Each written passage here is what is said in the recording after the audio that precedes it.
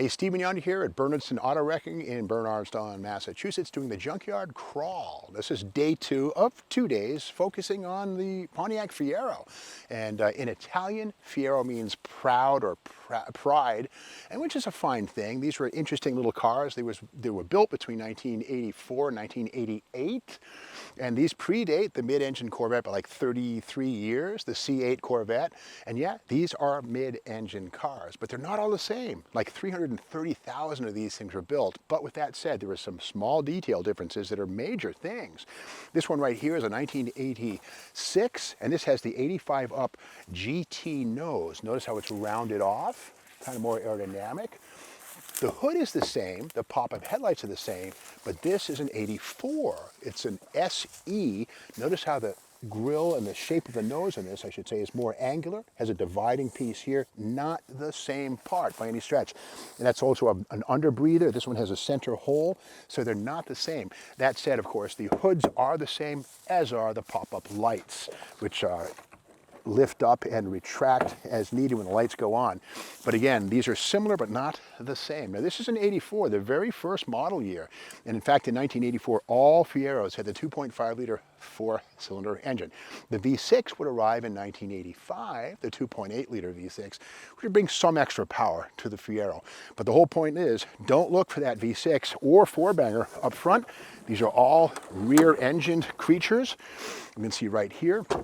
The interesting thing about these is how the radiator is up front. There it is. Of course, the bottom breather is there for a very strong reason, to feed cool air to the radiator, where then it's piped through the rockers to the engine, where the water pump circulates it through the block. These have pretty typical 4-wheel disc brakes, GM stuff, parts bin stuff from the Chevy Citation and also from the Chevy Chevette front and rear. Mini spare tire, inflate to 60 PSI, and again, 5 lug wheels on these things. Don't look for 4 lugs. These were kind of grown up, sort of, kind of. And again, the beauty of these things is all kinds of room up front for luggage in the front, or the front trunk, as they say.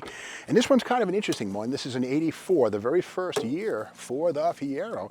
And this one has the factory available glass roof. It pops up, kind of a cool piece, $310 for that thing right there.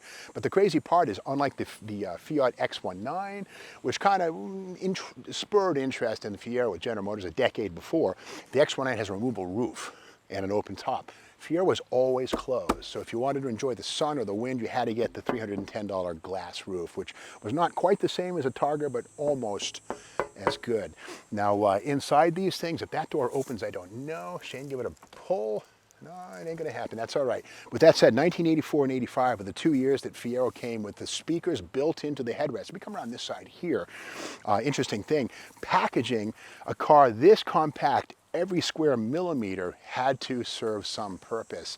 And in these things right here, we'll notice that the speakers for the stereo system are located inside of the headrests. Let me see if I can get this to play along with us here. Where's the thing? Here we go.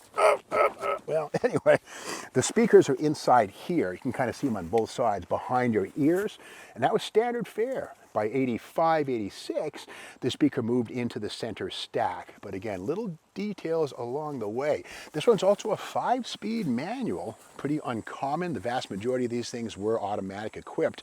And like 2/3 of Fieros were equipped with a 4-banger. Yeah, the Iron Duke 2.5 liter 4-cylinder engine. And you gotta remember too that the Fiero was the 2M4, 2 seats, manual transmission, 4-cylinder engine. It was an economy car. The P platform is what they called it. But the beauty is, 4-wheel disc brakes, there they are right there with aluminum calipers, something seen on Corvette, 1984, the C4 Corvette finally got aluminum calipers, seen also on Fiero, front and rear. And these are rear-wheel drive cars, which is a fine thing. Not front-wheel drive, which is to say they have pretty good balance. And speaking of that sort of thing, this is Hot Rod Magazine right here, October of 83, showcasing what's new. Of course, Pro Street was the big deal. How many people tubbed their Hemi Cudas? Too many is what I say. But anyway, inside of this right here, here's a full boogie ad right here, and it says, "You are about to meet one of the most innovative American cars ever from Pontiac." Boom! The Fiero. There it is, right there. This is the first year, the first major ad. Motor Trend ran major ads too. And here it is right here, introducing Pontiac Fiero. And again, this is a blow up right here showing the SMC sheet molded plastic body and the inner structure, which of course is steel. So its real beauty lies in the logic of its design, as they say right here. And the thing of it is, these were quick-ish, but they weren't really killer muscle cars. And don't confuse the Fiero with Ford's EXP. These things came a few years earlier. Now this is a two-seater, but these are front-wheel drive. Basically, this is the Ford Escort with a little extra disco sauce thrown at it. But this is basically the Ford Sport Coupe, the EXP and the Mercury LN7. The EXP went 81 through 88, LN7 81 through 83. But again, look at the front of that thing. The headlights are sunken in there. Aerodynamic, what? I don't think so. But it says here, Leonard Emanuelson, great writer for Hot Rod. Ford put a lot of research into what America and the rest of the world wants from today's automobile. The overall picture was clear. People wanted a high quality, fun to drive, small, sporty car. I dare say Fiero got it far better. But here's, basically the Ford Escort parts. But again, front wheel drive, not mid-engine, engines up front. By contrast, really GM doubled down on the Fiero with some very brave engineering, even though it was pretty much parts bin special stuff right out of the Cavalier Citation parts bins of the types. Now on this one here, we'll come around to the back. This one does have the optional Fiero GT type aluminum wheels, which are miniature versions of the same wheel that could be found on a Pontiac Firebird. Kind of cool, a little smaller, but the same design, same family look. And if we come around here, we'll see 2M4, 2 seats, manual transmission, 4-cylinder engine. Notice how the engine is in the back. Oh yeah. And there it is, the Trans 4 and the 2.5 liter, also known as the Iron Duke. Pontiac pushrod engine, not a bad engine, not particularly modern or anything like that, but there it is in its glory with this torque arm right here to keep it from rattling and banging back and forth as you dump the clutch, if you had one of the few stick shifted versions that were produced. But when I was back at university in 1985, I had sort of an anxiety about how lame new cars were. I actually built this model right here in 1985 as a junior at Clark University. It's a Pontiac Fiero, but I couldn't leave well enough alone. On mine, what I did is I basically corrected it. I took the roof off and then put a shaker hood hole in the back so that a proper Pontiac Trans Am 400 cubic inch V8 could live back here. And it goes right on like that. Now, I never did finish this model, but it's almost ready to go. It's one of those things where one of these days I'll get around to it. Right now I have a square to it, but I just have to get around to it. But again, if only Pontiac did a 400 cubic inch Fiero, how cool that would have been. But it'd have to live on in 1/25th scale in the meantime. Now moving over to this black car over here, something's kind of interesting. 1985, with the V6 engine, all Fieros got a new engine cover with this hump. One-piece structure. Now in 1984, the first year for Fiero, we'll notice here, there's no hump. And it's a 2-piece engine cover. Check that out. There's a vent right there because there was no V6. The thing of it is, the V6 has a very large intake plenum, which won't clear underneath this thing right here. So this is a 1984 first year. And it's interesting too, if we look at the back of this thing, we'll see some add-on graphics. Turbo. Fuel injection. Well, let's not get too carried away. You can buy these things at Pep Boys, and it says fuel injection. Never happened. With that said, this is Motor Trend magazine right here, and this is from the fall of 1980, or July of 1983. We all know that Motor Trend really rarely makes any mistakes, with maybe one exception. Canceled? What do you mean we're canceled? But in here, we have a nice little story on predictions for Fiero. And it says right here, fire-breathing Fiero. Now, I guess it's July of '83. The Fiero hadn't been launched yet. GM's new corporate 2.9-liter aluminum V6, a port-injected 60-degree based on the Chevy's 2.8, not the 2.8, they're talking 2.9, gets shoehorned into the Pontiac Fiero in the '85 model year. That happened. and reportedly will be fitted with in 86 with an optional turbocharger. Sources at the GM Tech Center report the Camaro and Firebird may also get the Turbo 2.9, which is said by Pontiac engineers to develop well over 200 horsepower in testing. It never happened.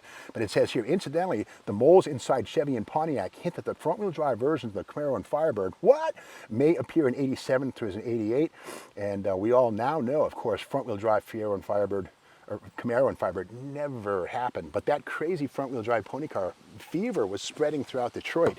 And right here, Ford was even rumored as taking the Topaz-based Mustang. Never happened. But again, front-wheel drive fever was raging, and thank goodness it never really materialized, because it would have been, well, pretty lame, to be honest with you. Now, on this one here, let's take a look. Now, again, this is a two-piece deck lid, and this structure right here does not have the hump on it, but underneath we can see much of the same stuff. And here it is, that Tech 4, call it what you will, it's basically an antique, but there it is, the Tech 4 Iron Duke. 2.5 liter engine, I think 90 horsepower maybe.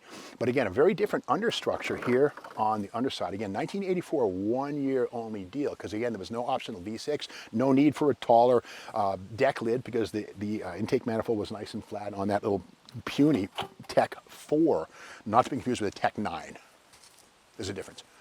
But on this one here, we can see inside, okay, the door ain't gonna open, but an interesting little piece. This is the SE, and again, this would have had basically a standard stamped steel wheel, 13, maybe a 14-incher.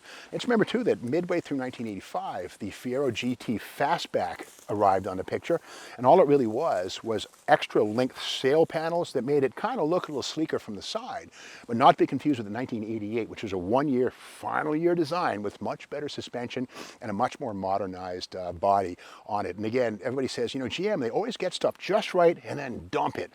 So for that said, the 88 Firebird, or Fiero, excuse me, was a very special creature. But again, 84 first year, 85, 86, well along into the mid-range of a 300,000+ unit run. So that's how you can tell an 84 Fiero. Look for that two-piece deck lid with the flat face. And up front, the Fiero GT with that optional round face, whereas the basic Fiero SE with its boxier fascia. So the devil is indeed in the details when you're talking about the pride of Pontiac, the Fiero. Now, if you like this video, be sure to subscribe to the Steve Maggs YouTube channel. Subscribe to this channel. I just mentioned that. Do it twice. Why not? Do it 3 times. Do it 4 times. Do it 10 times. Just do it. And of course, hit the bell so you know when the next video hits, which is tomorrow morning.